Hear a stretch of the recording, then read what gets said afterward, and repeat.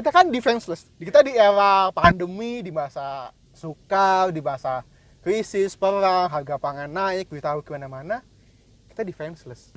Kita nggak ada sense untuk mikir, untuk bisa take time kayak, ini baik nggak sih berkat ini?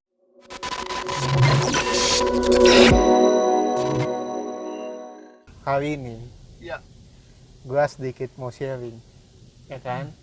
Gue tertarik dengan sebuah nama-nama Allah. Kan nama ada banyak kan? Jehovah Jireh, Jehovah Rafa, Jehovah Nisi, Jehovah dan teman-temannya. Cuma ada satu sebutan Allah, ya kan? Sebutan Allah yang gue pribadi baru tahu saat gue nyusun, dan gue diberkati saat tahu. Namanya Jehovah Rohi. Rohi itu. Nanti penulisannya bisa kita tulis di sini. Jehovah Rohi. Ya, itu artinya Tuhan adalah gembalaku. Makanya ayat itu adalah Mazmur 23. Gue bacain dulu nih, Mazmur 23 1 dan 1 sampai yang ke-6. Lo mau bacain apa lo nyanyiin? Lagunya ada juga ada soalnya. Tuhan. Boleh gue pantunin nggak? Gue nyanyiin ya. Mazmur 23 1 sampai 6. Mazmur Daud, Tuhan adalah gembalaku, tak akan kekurangan aku. Amin. Ia membaringkan aku di padang yang berumput hijau, Ia membimbing aku di air yang tenang, Ia menjagakan jiwaku, Ia menuntun aku di jalan yang benar oleh karena namanya. Sekalipun aku berjalan dalam lembah kekelaman, aku tidak takut bahaya, sebab Engkau besertaku. Gadamu dan tongkatmu itulah yang menghibur aku. Engkau menyediakan hidangan bagiku di hadapan lawanku. Engkau menggenapi kepalaku dengan minyak, pialaku penuh melimpah. Amin. Yang terakhir, kebajikan dan kemurahan belaka akan mengikuti aku seumur hidupku. Amin. Dan aku akan diam dalam rumah Tuhan sepanjang masa. Amin. Jadi ayat ini Daud tuh lagi puitis kan nih. Dan Daud menggambarkan Tuhan adalah gembala dan kita manusia tuh domba-dombanya. Dan ayat ini ditulis oleh Daud yang juga gembala. Dia ngerti banget gembala tuh kayak apa, job desk-nya apa, tanggung jawabnya apa, dan dia ngerti banget domba tuh sifatnya tuh kayak apa. Dalam kitab Yesaya 53 ayat 6 kan dikatakan kita semua seperti domba, masing-masing mencari jalannya sendiri. Dan by the way, dibandingin kayak domba tuh bukan sebuah komplimen, men. Bukan sebuah pujian, ya kan? Karena domba. Bayangin nih kalau gue boleh bandingin nih sama apa sih kayak kuda Indonesia, Garuda. Karena kan ini kan ngeri gitu kan, gagah gitu kan. Kalau kita lihat Amerika kan lagunya elang.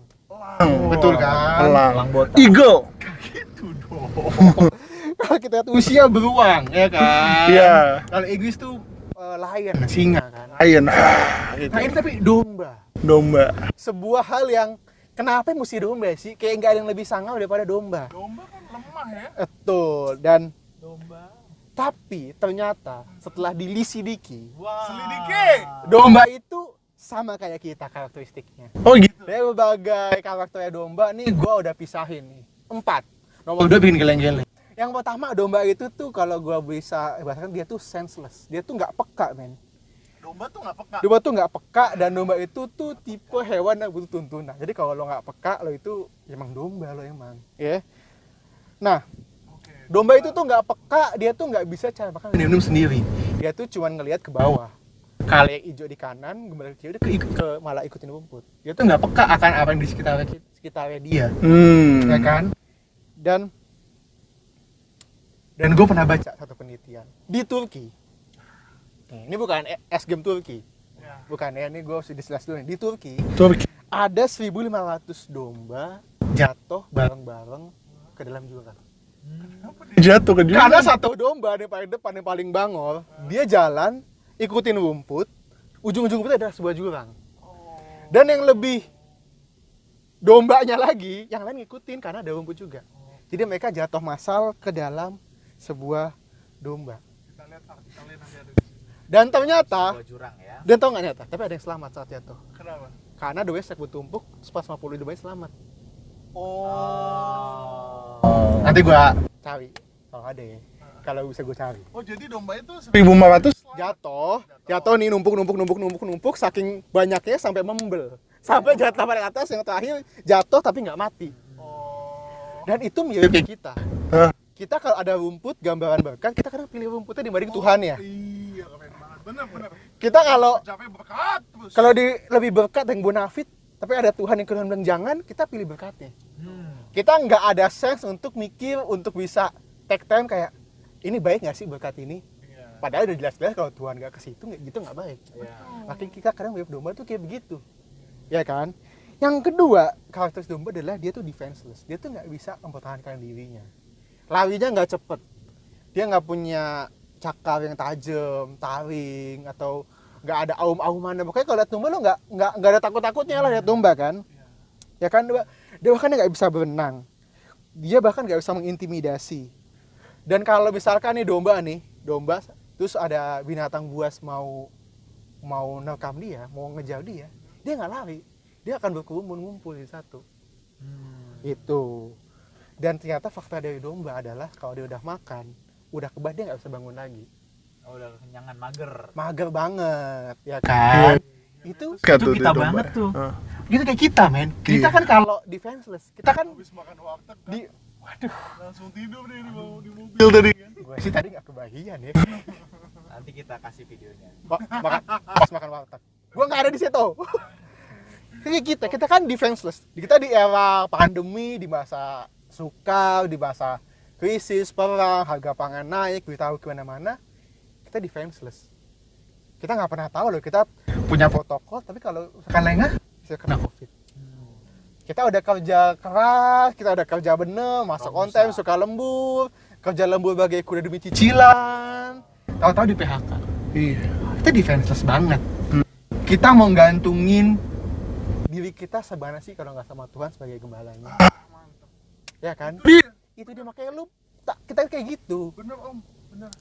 Yang ketiga, domba itu tuh binatang yang penuh dengan ketakutan. Dia tuh kayaknya tuh kayak gelisah mulu. Waduh. Gemengan terus. Waduh. Ya, Takut gitu ya. gitu, takutan. Kenapa? Karena pendengarannya bagus, tapi penglihatannya jelek. Kalau ada yang deketin dia tuh nggak tahu ini gembalanya atau bukan, binatang buas atau bukan. Mirip kayak kita. Kita kadang nggak tahu kan deketin kita orang baik atau bukan. Kita nggak tahu kan yang deketin kita tuh tulus atau enggak sama kita. Makanya kita butuh gembala. Yesus sendiri yang jadi gembala kita. Amin. Dan yang terakhir itu domba tuh binatang yang kotor.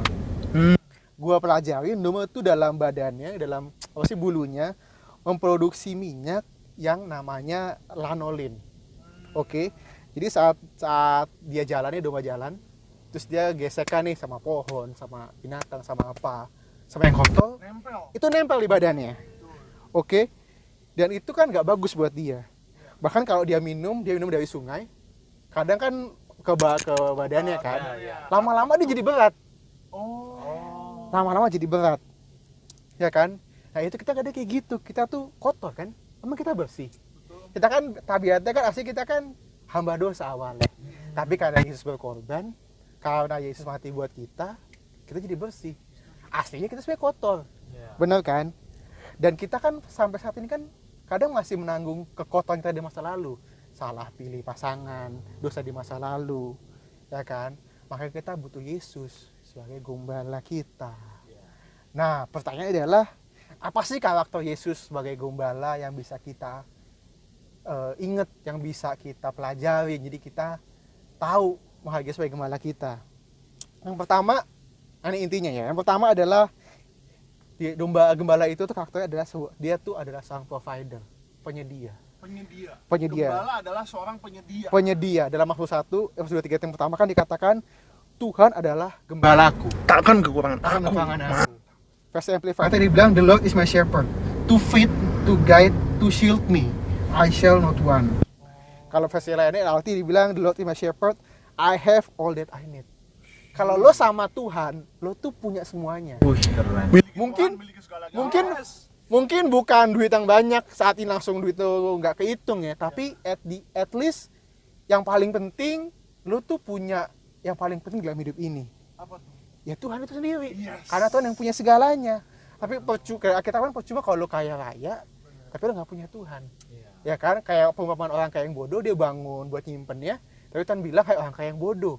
Untuk siapakah hartamu nanti? Hari ini aku cabut nyawamu. Maka itu duit sia-sia. Lo kerja keras lembur bagai kuda, tapi kalau nggak punya Tuhan, semua sia-sia. Oke, makanya Daud tahu banget, walaupun gue punya semuanya, kalau gue nggak punya Tuhan, gue nol. Oke, makanya inget, teman-teman harus inget, saat kita sama Tuhan, lo tuh gak kekurangan apapun yang baik. Mungkin ekonomi lo lagi nggak good, mungkin kesehatan lo lagi nggak good, mungkin kondisi lo apapun, keluarga lo apapun lagi nggak good, tapi selama lo sama Tuhan, lo punya Tuhan, lo pasti baik-baik aja. Amin. Tapi yang paling repot, keuangan baik, keluarga baik, karir baik, semua baik, tapi lo lagi gak sama Tuhan, lo lagi dalam bahaya. banget. Itu indikator yang paling lo mesti lo lihat dalam hidup lo. Amin. Yang kedua, gembala itu punya karakter yang memimpin, leads. Dalam ayat 2 dikatakan gini, ia membaringkan aku di padang yang berbukit hijau. Ya. Ia menuntun aku, ia membimbing aku ke air yang tenang. Ya kan? Domba itu nggak akan berbaring kalau dia belum kenyang. Kalau artinya bicara tentang kebutuhannya yang belum terpenuhi. Nah, Tuhan tuh akan nyukupin kebutuhan kita. Amin. Ayat yang ketiga dia bilang, ia menjadikan jiwaku menurut aku di jalan yang benar oleh karena namanya. Dia tuh nuntun kita. Dia tuh nuntun. Mungkin lo nggak lihat tuntunannya, tapi percayalah hidup lo hari-hari ini dalam tuntunan Tuhan. Mungkin lo nggak ngerti rancangannya sekarang, tapi lo akan ngerti kalau, oh iya Tuhan nuntun gue. Oh iya ya, nanti ada di ujung perjalanan iman lo sama Tuhan dalam suatu fase hidup, lo ngerti, oh ini maksudnya Tuhan. Percaya atau enggak, tapi percayalah dalam fase hidup lo Tuhan mendatangkan kebaikan bagi hidup kita semua. Siap. Gitu teman-teman. Dan yang ketiga yang terakhir nih, ya kan, dia itu pribadi yang nge-restore, yang menyegarkan jiwa kita. Ya, yang ketiga, ia menyegarkan jiwaku, ia menuntun aku jalan yang benar oleh karena namanya. Good newsnya, kalau teman-teman lagi kosong, kalau teman-teman lagi dalam masalah, yang nyegerin teman-teman bukan nongkrong, bukan dosa, bukan minuman keras, bahkan bukan healing ke Bali, tapi yang menjagakan jiwa lo itu Tuhan. Amin. That's why saat ada masalah, datangnya sama Tuhan, bukan datang ke Bali buat healing. Bukan party, yang terutama datangnya sama Tuhan. Makanya repotnya adalah saat kita membiarkan orang lain nih jadi gembala dalam hidup kita. Pendapat orang kita dengerin, tapi pendapat Tuhan kita tanya. Bener. Kita lebih cerita ke orang lain, tapi nggak cerita sama Tuhan. Bener. Kita sama teman bagus nggak? Bagus, boleh teman dalam Tuhan. Cuman kan yang paling penting sama Tuhan. Teman lo bisa salah, teman lo bisa keliru, teman lo bisa mut-mutan ngasih advice, tapi Tuhan nggak pernah mudi sama kita. Yes. Amin. Akan menjadi hubungan yang toksik kalau kita naruh POV kita sama teman kita, sama orang lain. Kita ngarepin mereka selalu jadi pendengar dan beri advice yang baik. Padahal Tuhan adalah yang terbaik ngasih advice. Gitu. Makanya Tuhan adalah gembalaku, tak akan kekurangan aku. Oke. Itu aja dari gue hari ini. Kiranya kita makin kuat sama Tuhan. Kayak kita makin mengandalkan Tuhan jadi gembala dalam hidup kita. Gitu aja. Tuhan adalah gembalaku.